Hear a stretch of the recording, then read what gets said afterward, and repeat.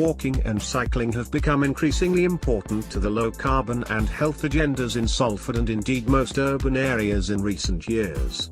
In April we initiated a small-scale project Talking the Walk, Understanding Active Travel in Salford, by holding a co-creation workshop in St Clement's Community Centre.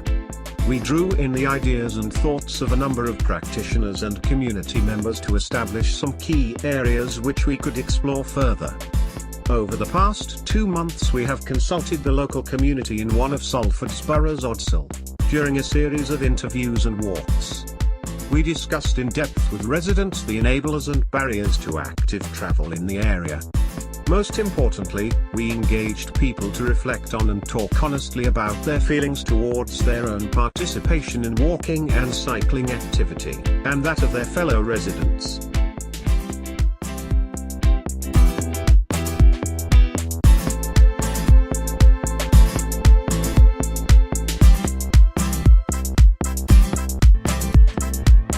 My name's Marie Fiddler.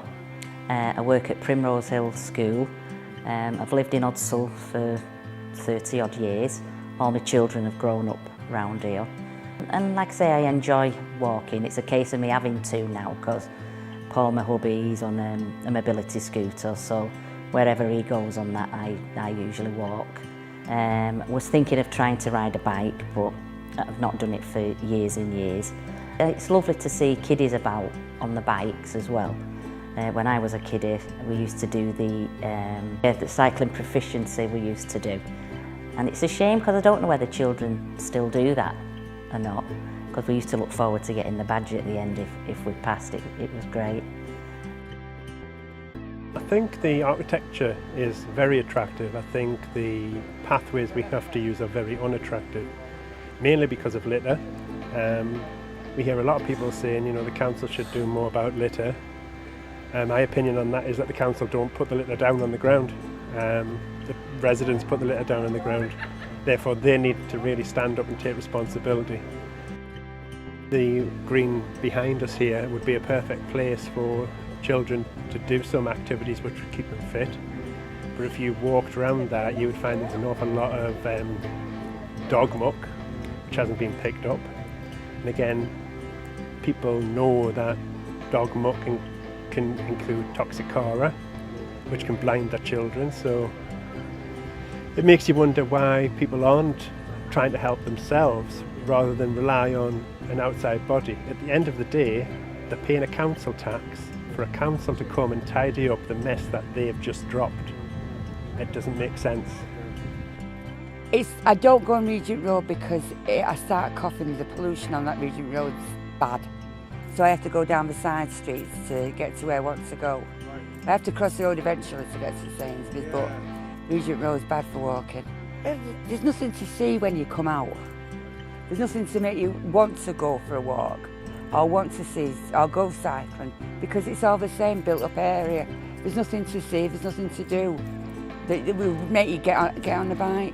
You're building that much, you're losing your green. So you're like, oh, this is a nice walk cutting across there, but that's going, so you're going to have nothing. The lighting could be better, I think, in a lot of places. In our street, you've got the top half that's lit, but then you go halfway down near the bottom and it's in complete darkness. There's still 2 lampposts at the bottom end of the street towards King Edward Street that's not even working. Yeah. So I believe that the lighting is the key to how people feel intimidated. Mm-hmm. Yellow lighting doesn't give you a true reflection on what you're looking at.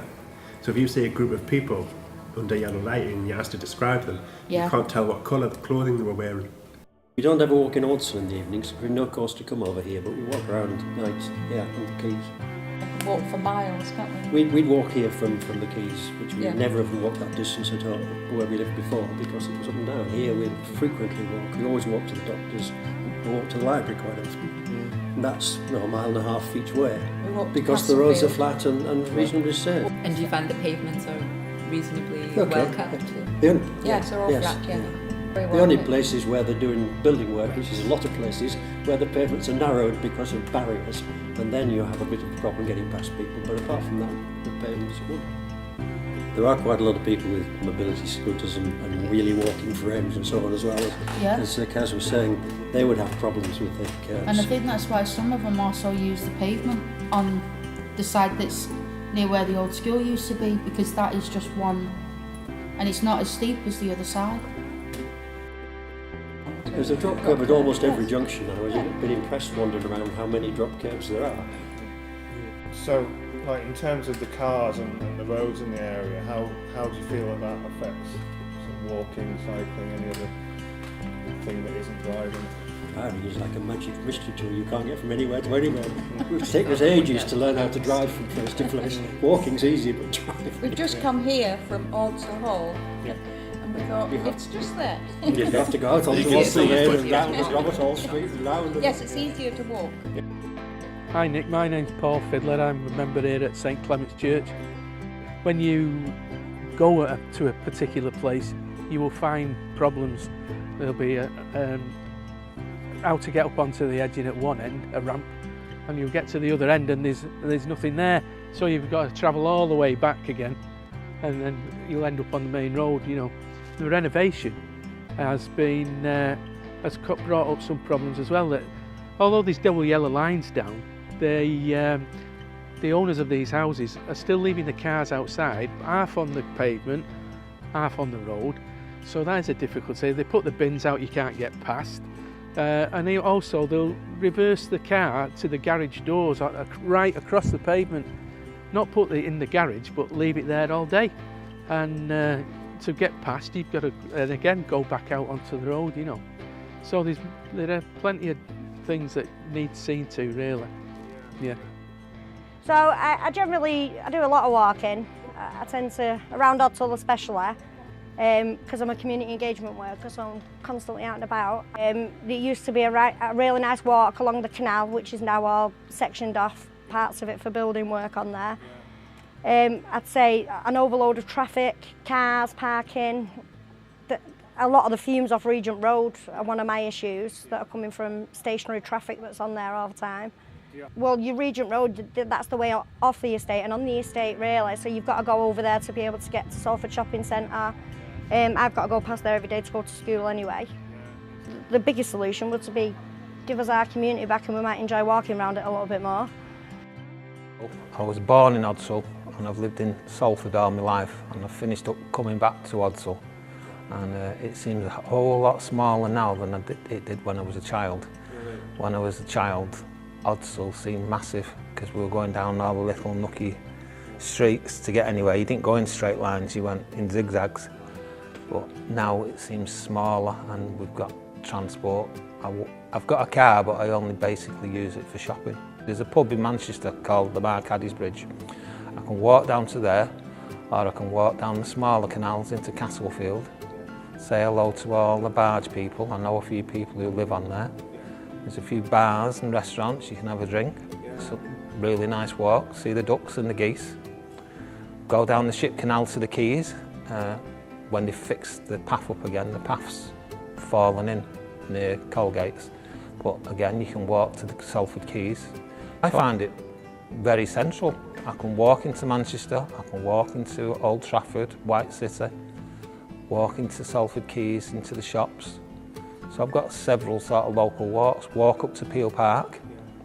So as I say, I find it really good and it keeps me healthy. Gets me out of the bubble. And I get to meet people, I say hello to people, I give the old ladies a hug, and like a hug off me, and like I said, you know, sometimes you don't see anybody, see them on the doorstep, or I see them shopping, see the local people. It's one way of seeing the local people, just getting out and going for a walk.